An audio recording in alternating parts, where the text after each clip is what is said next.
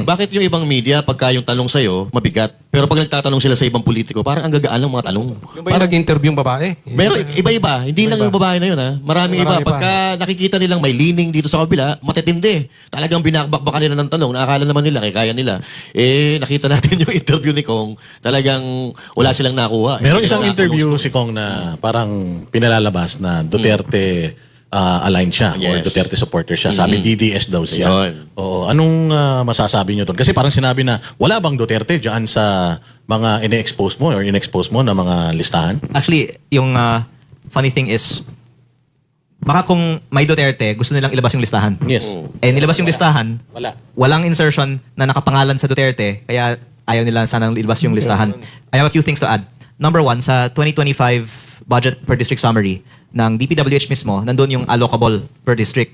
4 na distrito sa bansa ay 0 ang allocable budget. Mm. 2 sa Davao City, Mm. 1 sa Davao del Norte, at 1 sa Zamboanga City. Sino ba yung mga nandun? Kasi... Congressman Puro Davao Pulong, Ungab, Bebot Alvarez, at Quimero Olaso, if I'm not Yun. mistaken. At dapat lang ikumpirma ng DPWH, totoo ba ito o hindi. Yan. Kasi factual naman yan eh. Yes. Pangalawa, sa list of proponents ng insertions nandiyan din po.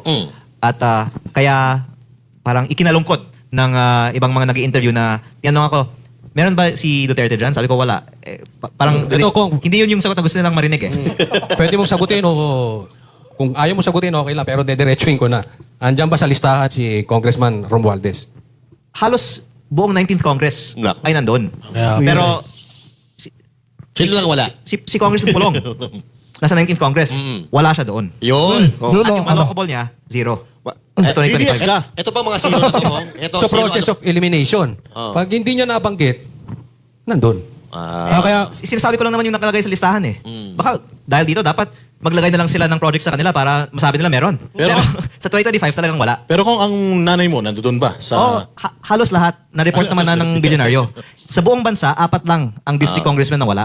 Ito kaya titingnan natin. Kung magtutugma ngayon, yung hawak nila na dokumento, tsaka dun sa hawak mo. ngayon Kong, Kaya eagerly awaiting tayo ano yung officials sa Kasi imposible na makaiwas sila sa tanong na yan. Yes or no lang eh, factual. Yes. At hindi lang ako may kopya nito. Pati PCIJ na Meron na rin. hindi naman DDS ang PCIJ, di ba? Inilabas ng PCIJ ito. Yes. Alam na to ng very critical pa nga yan. DPWH. Galing nga sa kanila eh. At hindi lang ako yung So nagsabi. bakit di pa nila PCIJ. ilabas? I-verify pa ata. Actually, I-authenticate pa ata. Sincerely, naawa ko kay Secretary Vince Dizon. Kasi Huwag ka maawa doon, sir. naiipit siya. Bakit siya nagpapaipit? Hindi naman siya pwede magsinungaling. Kaya kung napansin nyo, mula nung namatay si Yumaong Yusek Cabral, hindi na siya nagpa-presscon. Yes. Saka napapansin ko kung parang yung usapan, pagka papunta na doon, i-divert niya eh. Medyo, parang makaiwas lang ba? Pero So again, Kong, maawa naman tayo sa kanya. Ayan, pwede. Buti na lang ito si So Kong. maawa away pa tayo eh. sa kanya na manahimik na lang siya. Parang wala siyang alam. Ganun ba? Sinasabi natin eh. so kung ito, yung kay Yusek Cabral, kasi isa pa sa issue na sinasabi nila, illegal daw yung pag-acquire mo ng mga documents na meron ka from Yusek Cabral. May mga CCTV footages naman na mukhang hindi naman kayo nag-aaway o hindi naman mainit yung inyong pag-uusap. Totoo ba na pinwersa mo sila at nasugatan mo pa nga daw, nakikipag-agawang ka raw ng dokumento sa kanila? Ikaw lang po nabanggit na yung CCTV footage na inilabas nila, nagpapakita naman na, una, hawak ko yung dokumento, kaya authentic yung dokumento. At pinag-uusapan namin as we were walking through the hallway ng maayos naman. At hindi lang yun, 3 at kalahating buwan ang lumipas mula noon at ng kanyang death na wala naman din siyang sinabi. By the way, November ko pa sinasabi sa publiko na meron akong kopya nitong datos at at the time, hindi lang pinag-interesan ng iba ang sinasabi ko tungkol dito.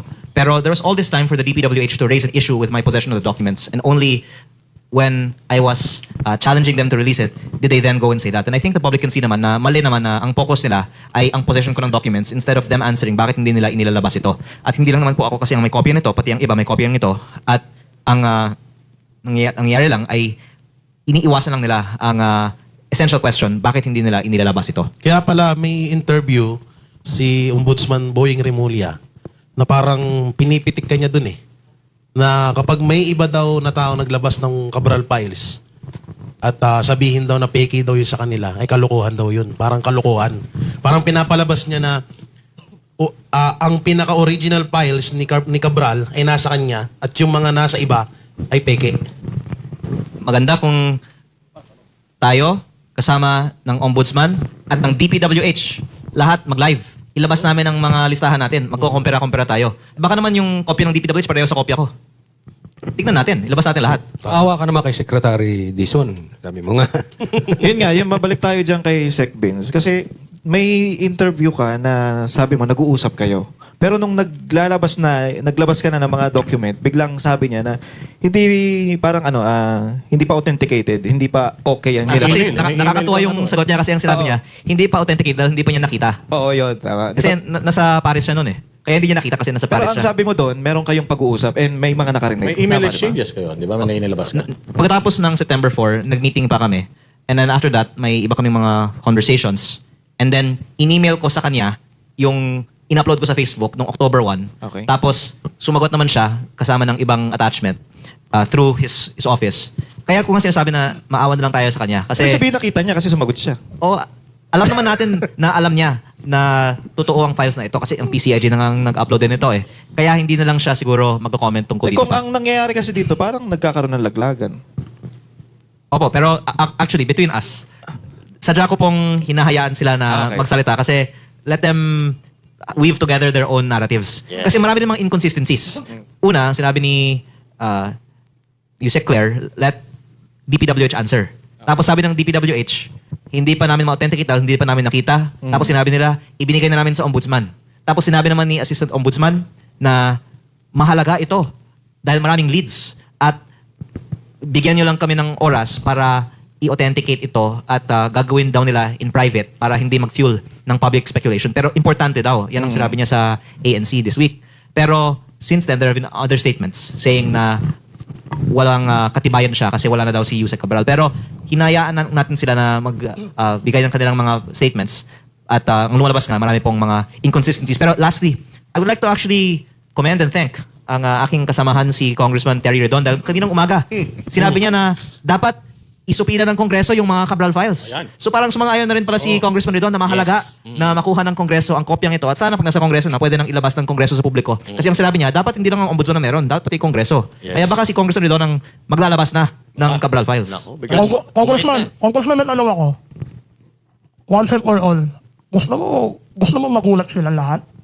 Ako magpo-post. Send mo sa akin yan mamaya, ha? Okay, mga hihingi ng kopya. Abangan nyo. Gcash lang, ha? Yun lang, Joke lang. lang, ha? Dito kung yung about nga doon sa Cabral files, kasi sa tono ng pananalita ni Ombudsman Boying Rimulya, parang may sinasabi siya na hindi kaya baka pekiin, baka ipalabas nilang peki yang sa'yo at sa kanila yung tama. Kasi alam naman nating lahat ng nasa 19th Congress, puwera kay Pulong Duterte, lahat kasama doon. Hindi kaya yun yung iniiwasan nila na parang gumawa sila ng sarili nilang files at yung files na nahawak nila, yung sasabihin nilang original at yung sa'yo, pipikiin nila. Nabanggit Hindi ko mo na naisip. sa ibang interview na may nakita na akong kopya na galing sa iba, na galing sa DPWH, na pareho sa kopya ko. Kaya hindi lang ako ang may kopya at recently may mga nag-share na taga DPWH sa iba na pareho ang kopya. At pangalawa, the fact that DPWH spent these trillions of pesos is publicly verifiable. And wag naman tayong maniwala na pinodohan lang ng mga proyektong yun na walang mga proponent. Kaya ang tanong ko, mag-accounting tayo. Sino ang nagpasok ng mga pondong ito? Kung hindi yung sinasabi ng mga listahang ito na nagpasok ng mga pondong ito, sino? Wala naman maniniwala sa atin na si Yusek Cabral at si Zaldico lang naman nag-usap para sa alokasyon ng trilyon-trilyong piso, di ba? Pero parang, if I can share this, yun yung problema kasi ni Yusek Cabral in her last months that she was, number one, by her own family lawyer's statements, under pressure because she was being made a scapegoat. And si Yusek Bernardo ay naging star witness at meron siyang ini-implicate at yung kanyang testimony yung ginagamit ngayon sa mga investigasyon. Pero hindi tugma ang sinasabi ni Yusek Bernardo sa sinabi ni Yusek Cabral. Yes. Kaya Yusek Cabral could have contradicted the statements of Yusek Bernardo and she was actually offered to be a witness if she will implicate DBM Secretary Pangandaman. And this was already brought up in another interview. Hindi siya pumayag at yun ang isa sa mga dahilan na in the last few weeks na pressure din siya dahil nga hindi siya pinagbibigyan na maging state witness dahil ayaw niyang mag-cooperate to testify in a certain way. I think tungkol sa mga unprogrammed appropriations din yan. At si Yusek Cabral ay ayon sa statement ng kanyang family lawyer, nagsimula ng kanyang feelings bad when she was made to have a courtesy resignation instead of avail of an early retirement. And then there was the testimony of former Yusek Bernardo, and then there was the press con on the day that she died when there was a statement by the DPWH recommending that charges be filed on a number of individuals where she was on the list na may statement na dapat managot ang mga taong ito. So I'm just bringing this up to show that Yusek Cabral was unnecessarily pressured and driven to do what she had done, and that the DPWH investigations had inadvertently actually cost us the life of who would have been one of the most valuable witnesses who could point to the real mastermind behind the allocation of these trillions of pesos of budget. Pero ang point ko lang on what you were saying is there was a attempt to characterize na si Cabral at si Ko ang nag-uusap para sa alokasyon ng trilyon-trilyong piso. At siguro naman wala nang pong maniniwala na Yes. Yusek at APRO chair ang makakapag-allocate ng trilyon-trilyong piso. And that is the big problem kasi marami ang nagsasuffer na katulad ng halimbawa, yung mga walang kamuang-muang na namamatay sa baha dahil doon sa substandard or mga ghost projects, sila yung nagiging, kumbaga, nagiging biktima nitong pagnanakaw nila. And sa katulad na sinasabi mo, ang dahilan ng pagkamatay or dahil nangyari yon kay Cabral is regarding dito sa investigation about the corruption. While itong si Bernardo, umamin po siya na kasabwat siya na nagnakaw sa gobyerno at nagsorry pa nga siya if I'm not, kung maalala ko yung Soli video. pa din siya ng pera. Nagsoli pa rin siya ng pera. So, ibig sabihin, umaamin siya na naging kasangkapan din siya sa pagnanakaw and yet, siya ay naging witness and he is under the protection program and supposedly, mananagot din siya dahil meron siyang kasalanan na nagawa sa ating bayan at sa ating mga Pilipino. So, bakit parang ang nangyari, parang pinipinpoint lang nila, no? Ito, ikaw, makakasuhan ka, ikaw, hindi magiging witness ka. Supposedly, dapat managot din siya eh. Dahil umamin mismo siya na may ginawa siyang kasalanan sa ating bayan. Nagsorry pa nga siya eh, doon sa hearing, di ba? So what can you say about it, Kong? Parang, Well, that's why it's very unfortunate na we lost Cabral who could have testified a lot. But Yes. andyan pa naman si Secretary Bonoan. kaya lang, Hindi tahimik. na uuwi. Hindi na uuwi. Well, di na uuwi. Oo. Wala na, hindi na Comment bumabalik. ano ako, Pero last na. Kuno-kuno lang to eh. May tanong ako, personal to ah. Buhay pa ba si Cabral? Yun, oo. Tingin ko hindi naman. Dahil napakahirap talaga ng posisyon niya. Kaya, ang sinabi kasi, noon pa nag-attempt na siya ng suicide, di ba? Kaya, hindi naman unbelievable na na-suicide siya. Di ba, namatay siya. Bakit hindi man lang nakakapit yung lamay niya, o nilamay man pa, o ano ba siya, hindi ba siya binurol? Diba, paano malalaman na tao talaga wala na siya, di ba? May mga pictures naman of the Hindi, event. nakablur eh. May hindi naka-blur. Pwede mo Meron, send mo sa akin. ma-search. Ano sa akin mamaya? Inutuso. Ano lang, Para sa privacy na lang ng pamilya. Pakita mo lang sa akin mamaya, from your phone. Para makatulog na ako. Hindi na makatulog ka kayo eh. Ayun. Kasi Okay. marami nagtatanong kay Pero, Sir. seriously, all the more we should value the life of Secretary Bonoan. Habang buhay siya, sana sabihin na niya lahat. Yes. Kung buhay, parang may mangyayari sa kanya masama. Parang may malalaglag ah. Ano yung sinabi mo ko, parang may masamang mangyayari.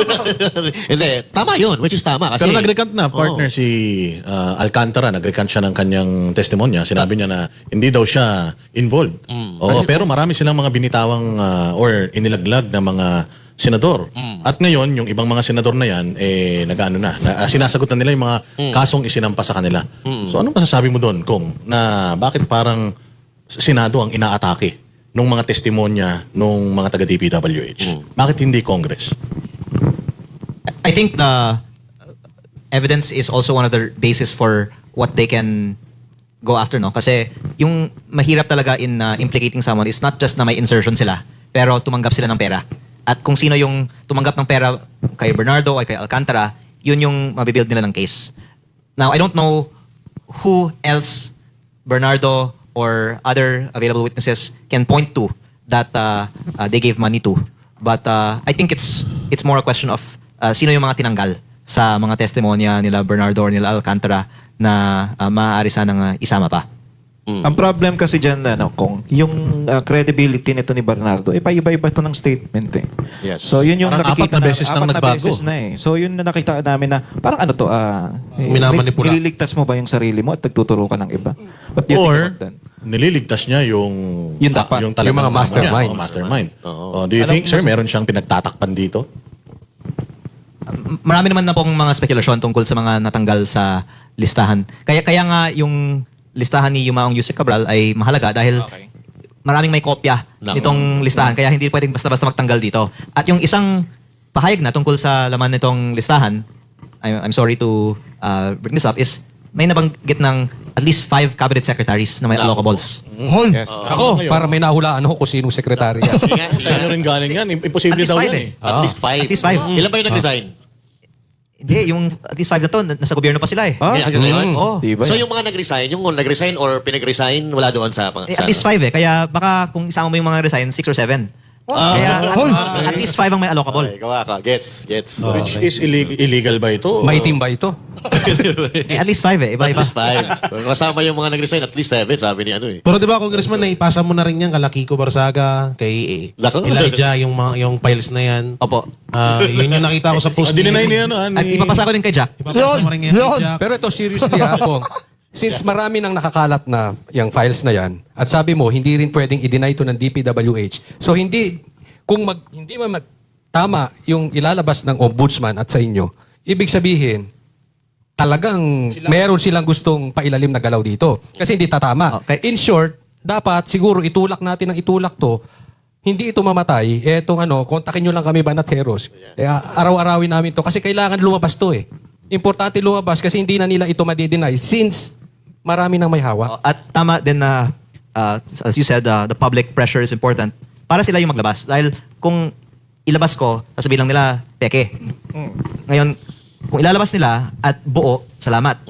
Kung ilalabas nila at may tinanggal, maraming mga magsasabi na may natanggal. Yun. At yung pinakagusto na siguro ng iba, malimutan lang ng publiko ang topic na ito. Yun. Pero as long as the public is calling for it, then hindi dapat maiwasan na lumabas ang listahan mula sa kanila na may authentication at kailangan sagutin sino yung at least 5 na may allocable.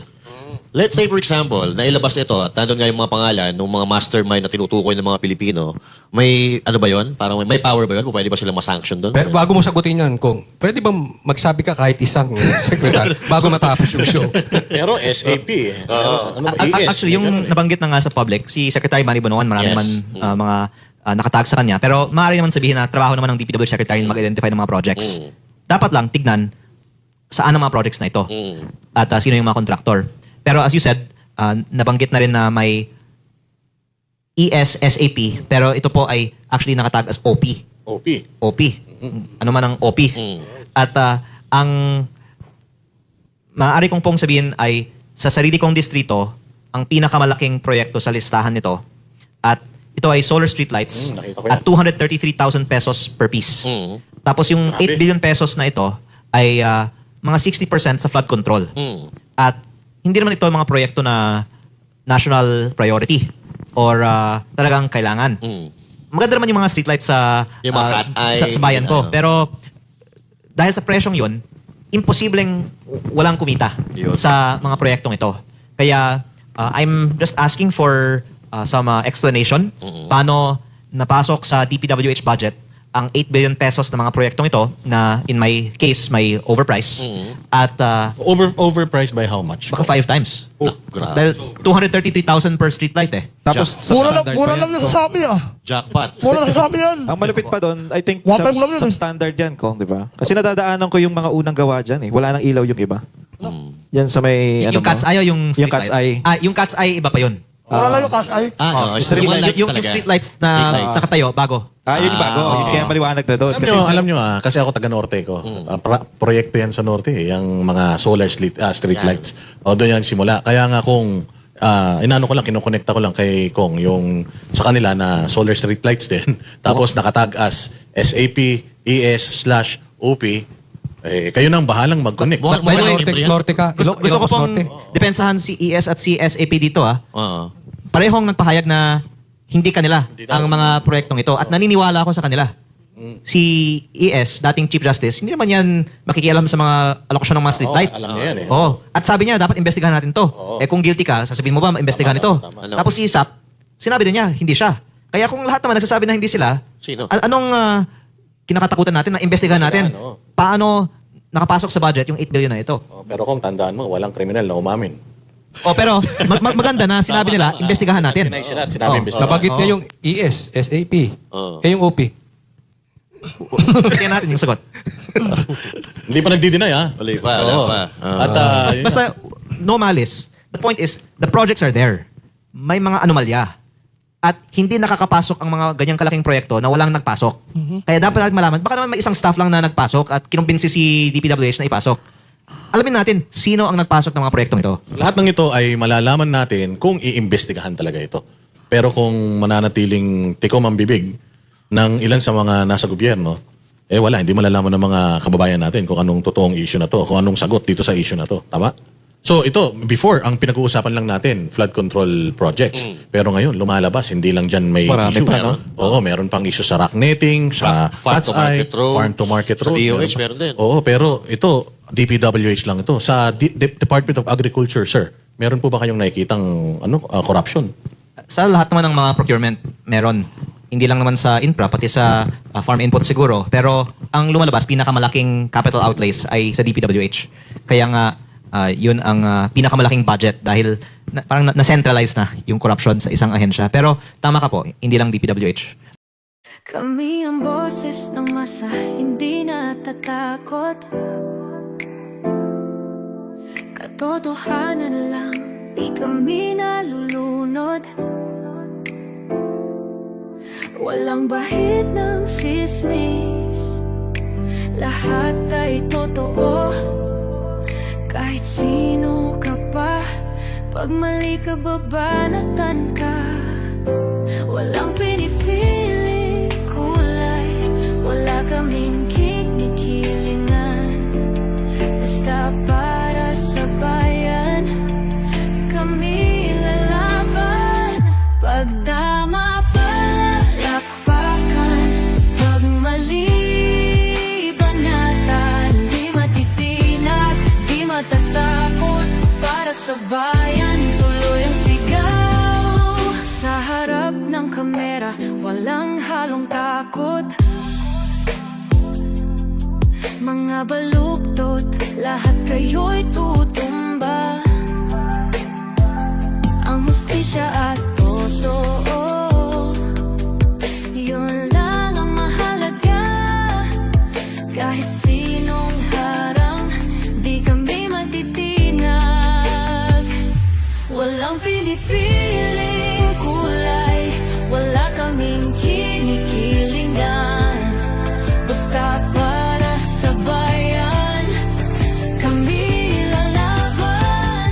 Pag tama palakpakan, pag mali banatan. Di matitinag, di matatakot, para sa bayan tuloy ang sigaw.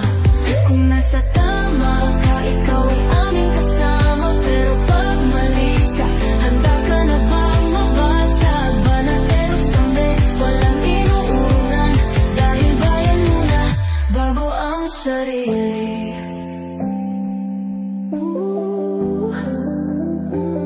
Bago ang sarili.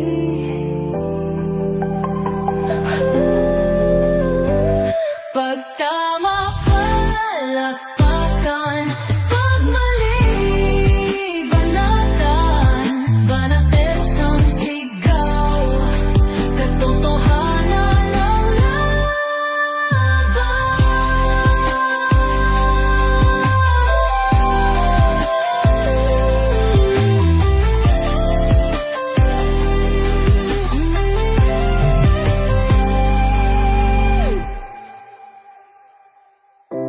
sa harap ng kamera, walang